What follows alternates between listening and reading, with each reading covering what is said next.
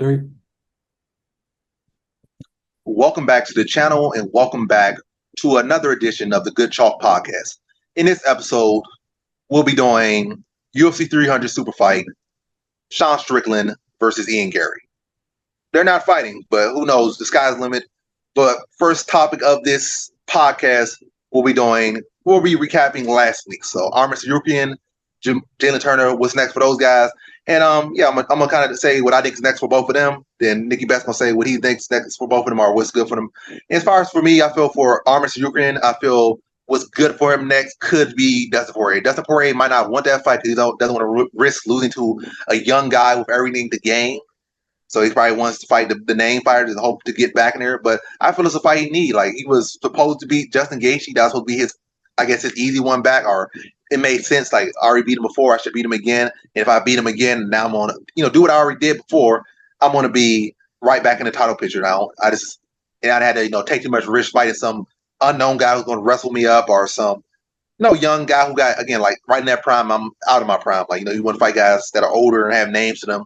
You know, so they don't really have much advantage of you versus a young guy who has everything to gain and every advantage over you. So, yeah, not realistically, because obviously Poirier is a better striker and, this and that, but still, get the general gist. Like the younger guys are typically supposed to win. That's just how life goes.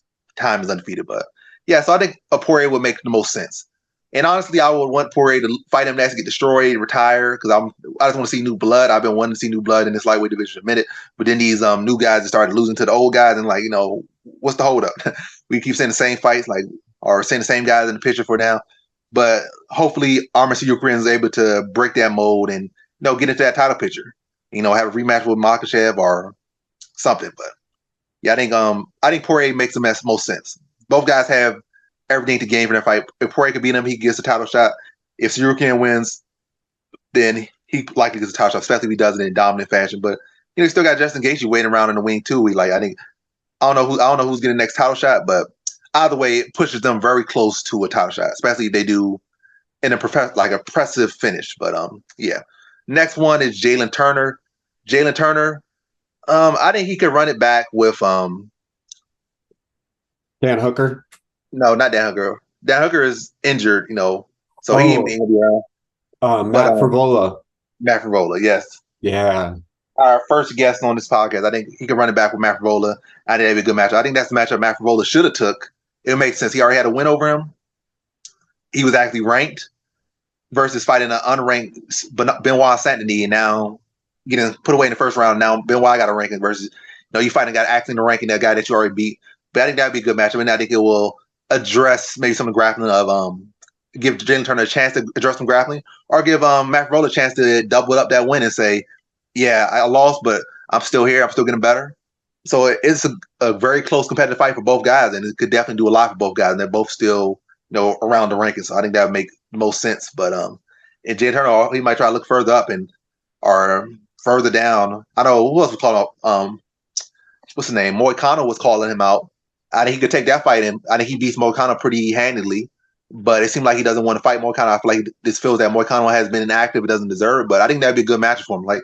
As much as Jalen Turner feels good about this win, he was coming off 2 or 3 losses. So it's not a fact that he just got by winning one fight impressively. He can now call the shots. You still need to pick stack some wins up. I think you're 14-7, no insult, but it's not a pretty record. All the talent you have is you should be 20-2 or 20-1, but it's not the case. You're 14-7, 15-7. So stack some wins up, knock out Moicanos, knock out some other guys kind of around there, the lower rankings. Maybe fight some more striking matchups, because I think he'll do great in striking matchups. Beat some strikers, beat some has-beens and whatnot. And get a 3-4 fight winning streak. Then start really calling your shots.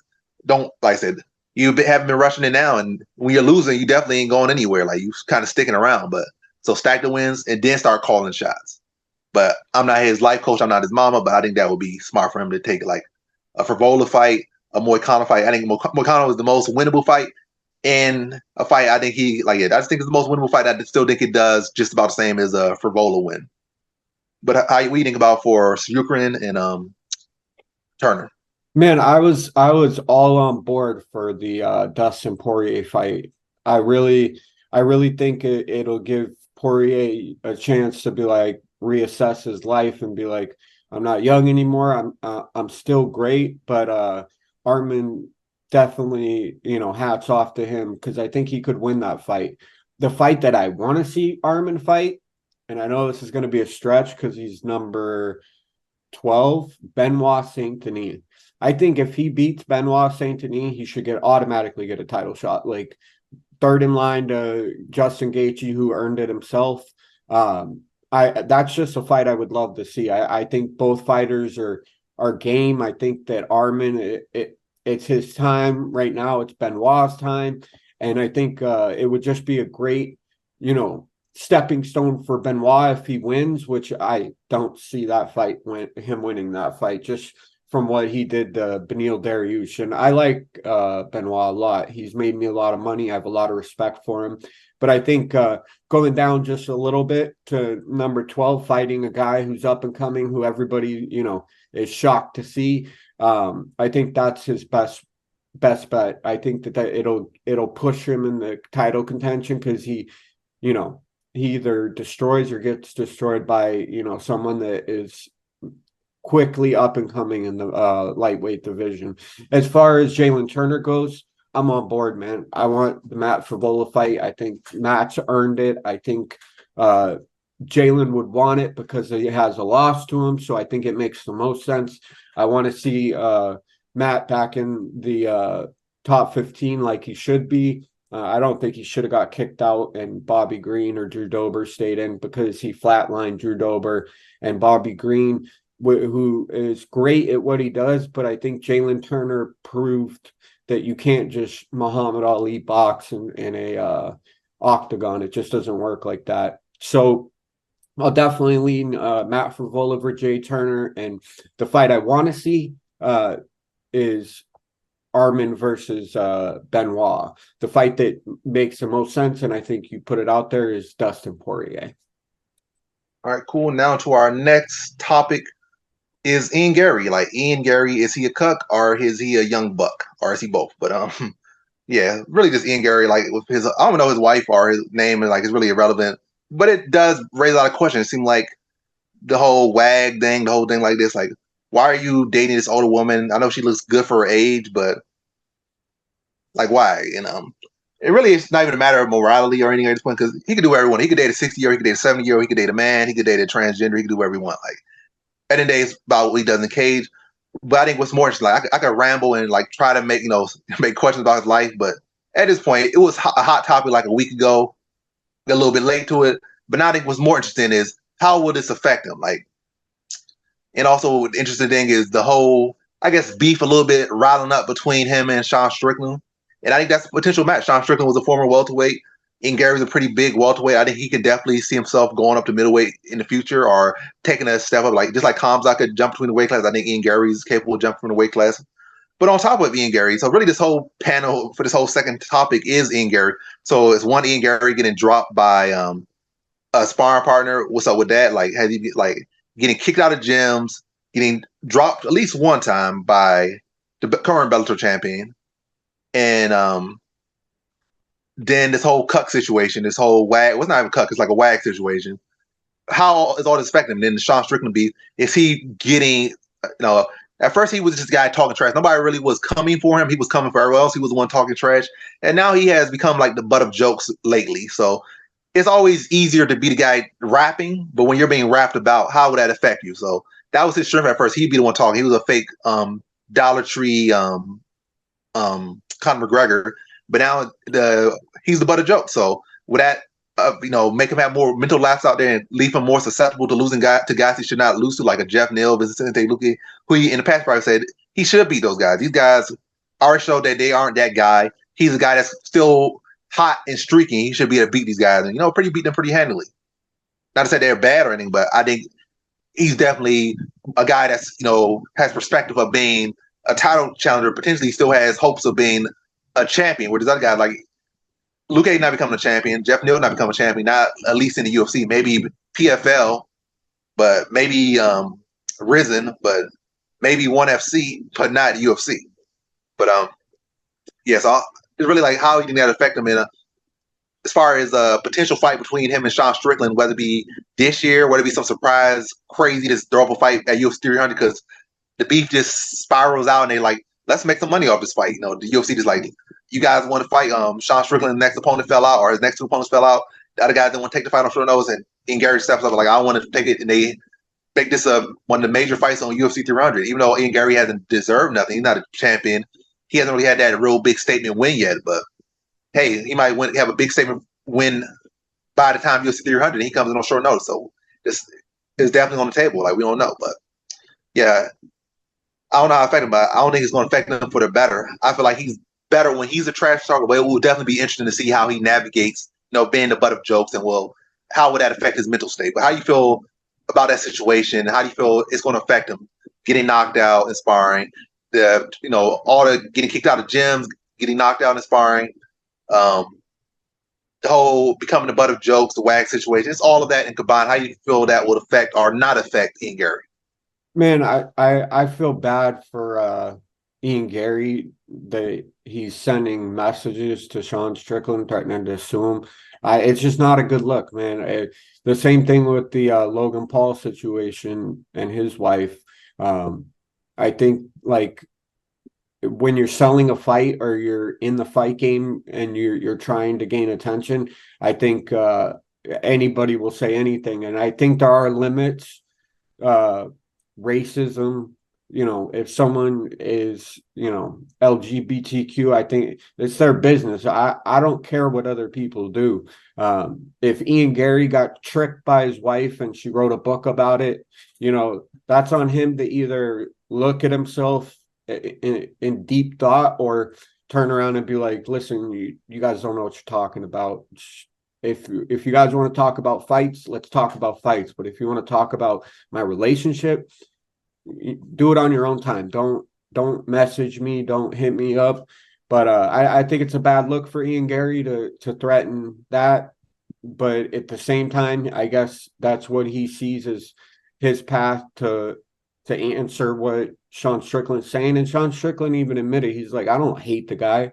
He thinks he likes him a little bit. Like, he thinks he's a good fighter, which he is, and he thinks that he's probably just getting played. But yeah, I just, those situations are super messy. Like, when it came to Daniel Cormier and John Jones, like, that was just bitter rivalry, and it spilled over in the press conferences and all of that. So those are much different than, like, people getting mad about their wife, which, like, at the end of the day, like, she wrote a book, she said some stuff, and, like, it doesn't look good, but at the end of the day, it's his business. You know what I mean? Kind of similar to the Jamal Hill situation, I think. You know what I mean? And that just parlays right into our next topic, Jamal Hill. That situation with his brother, like, how does that affect him? Jamal Hill, it just seemed at first it was the injury, and prior to that, everything was going pretty well for him. Jerry got injured. I still thought he would spark Jerry, no matter who was the champion, whether it be Jerry or Glover or not. I think he would have sparked both. He beat Glover for the vacated title because Jerry got injured. And I thought, like, it would be him versus Jerry, and he would spark Jerry just how Pereira sparked Jerry. I thought that would be the case, but then just how Jerry got injured, he got injured, and then we just thought it'd be like a layoff. Now he's dealing with legal issues, and we don't know how it's going to affect him. I guess the good thing, well, even though it's kind of bad to say, is that it wasn't like a woman, it wasn't his wife, his girlfriend, his child, or anything like that. It was his brother. So you could kind of, like, say, at the end of the day, they probably could just brush under the rug, brothers fight and stuff. But, your adult legal matters become things, not just like you just fight in front of your family and your parents just break you up, or y'all just make up over time. This legal stuff could get involved, and also with that big profile. But more and more keep coming out about it. And again, it's not making it necessary. It's making it worse, but again, it's still, at the end of the day, him versus his brother. He might lose some money. He might lose a couple of fans, But what I think is interesting about this one, or bad about this one, that kind of point to his mental state. I feel he does show a quick, short temper, kind of goes on this whole, being a man thing, and we understand that and whatnot.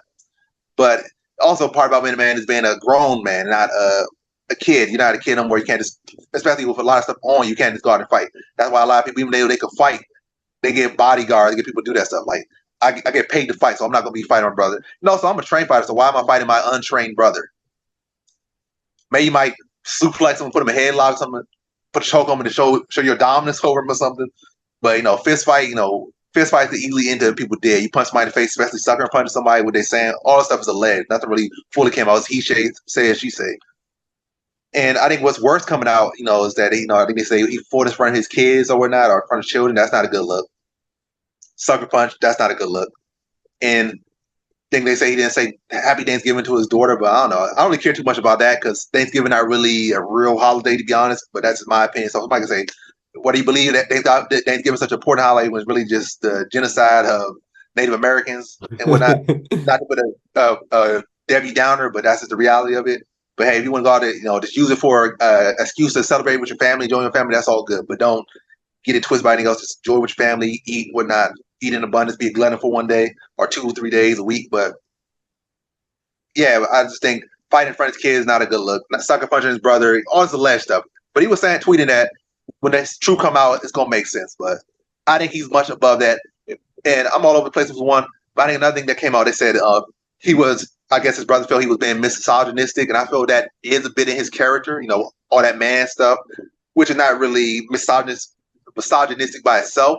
But I have heard him out of his own mouth on, I think, one of his own videos talk about, Andrew Tate, like regurgitate stuff Andrew Tate has said, and not to say that Andrew Tate necessarily is a bad person.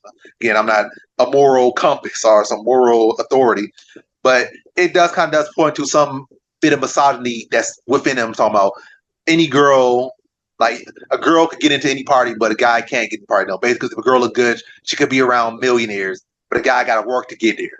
So that kind of points to where his mind, like, he does probably have, a good deal of misogyny in him that he has to address. Like, you would still be a man, and being a man is addressing your own misogyny or your own stuff you don't. So it's not all about just punching people in the face and getting riled up. So he got to do a better job of keeping a lid on how he reacts to fans and giving everybody what they want, like a reaction out of him. Like I said, that's part of growing up and also having a profile. And yeah, and also not getting riled up in these situations so that you can kill up and get back to fighting, like, and making money and winning. And if you just riled up, who's to say that one of your opponents won't eventually use that against you and to be a counter you and put you out? Pereira probably won't be able to use because Pereira can't speak English.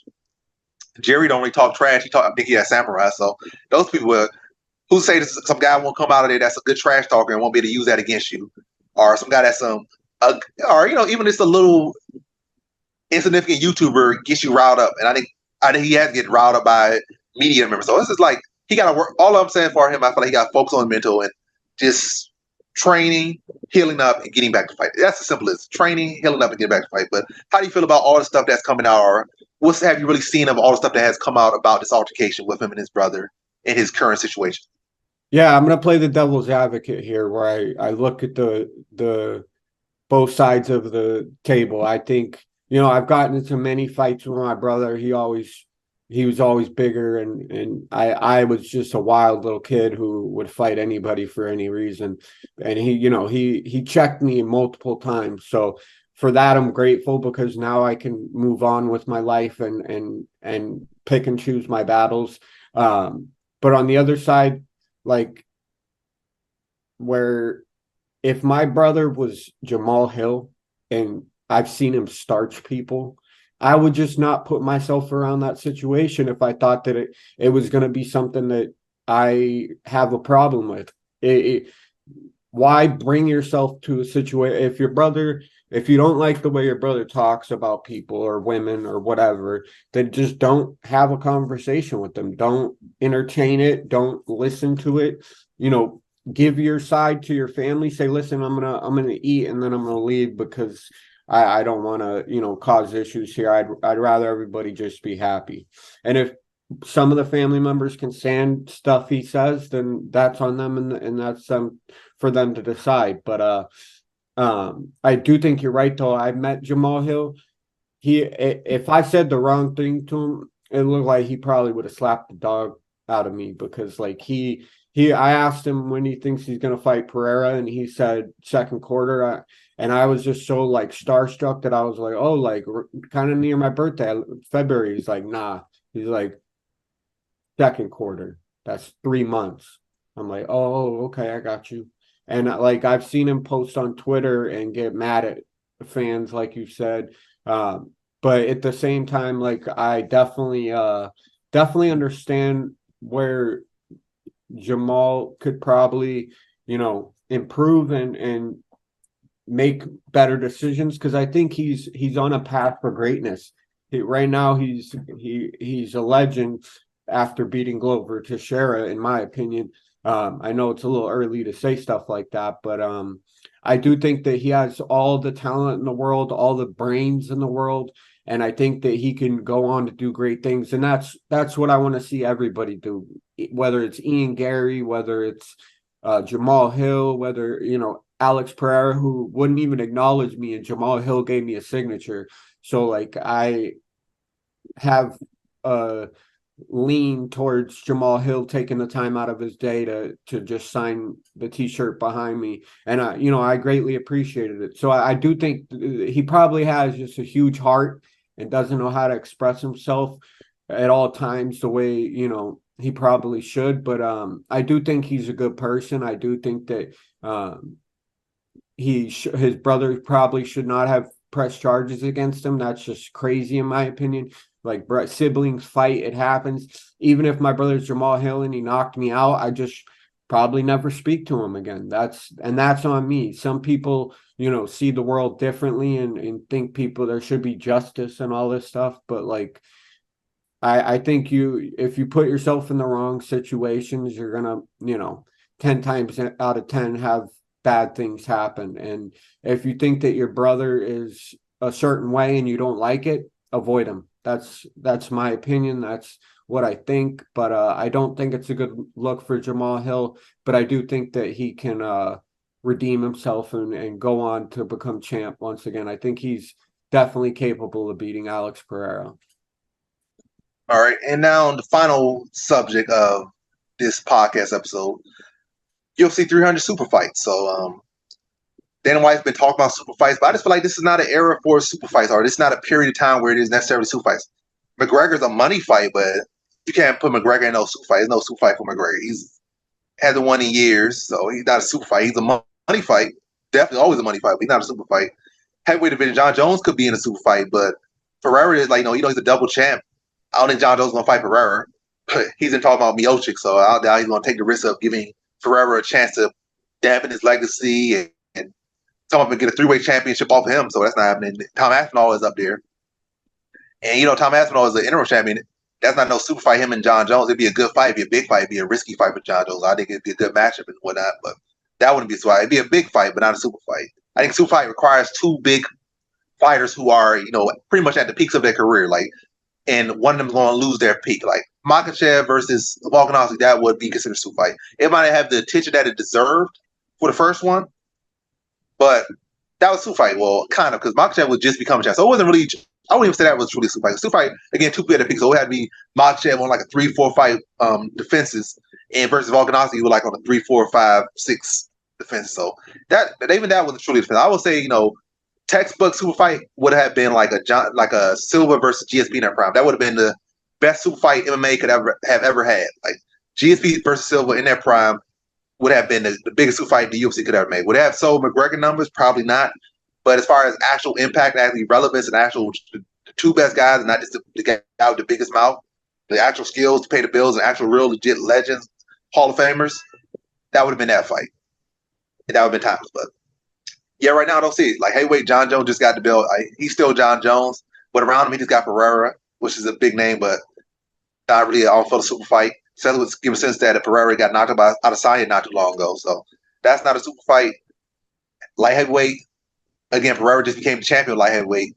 Adesanya just lost the belt, so they can't rematch. That could have been somewhat of a super fight, but would have been a super fight. So yeah, so there's no super fight at heavyweight, no super fight at light heavyweight, no super fight at middleweight, welterweight. You got Leon Edwards just became the champion, so I know it's talks of Makhachev versus Edwards, but I don't think that's going to happen. Makhachev still only had like 1 or 2 defenses at lightweight, and Edwards only has 1 defense at welterweight. He hasn't been defending his belt. So where's the super fight at? I don't see no super fight. I think Dana White should just say money fight. I know super fight gets more clicks, but he should say, I have a big fight or a money fight, because he started just saying everything's super fight. He just diluted and you don't need to dilute it.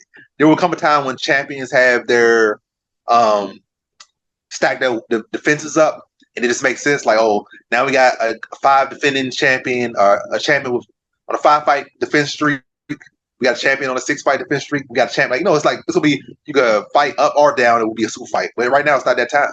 And I know that at one point you had Anderson Silva, John Jones, Cain Velasquez, and John Jones could have fought Cain Velasquez. That would have been a super fight. John Jones could have fought Junior Santos. That would have been a super fight. John Jones could have fought Anderson Silva. That would have been a super fight.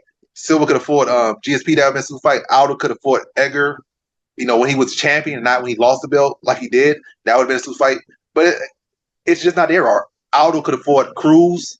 That time there was a lot of potential super fights that just did not happen, or even Pettis versus Aldo. It was just a lot of super fights at that period of time. And right now, it's just the opposite. There's not really a whole lot of super fights.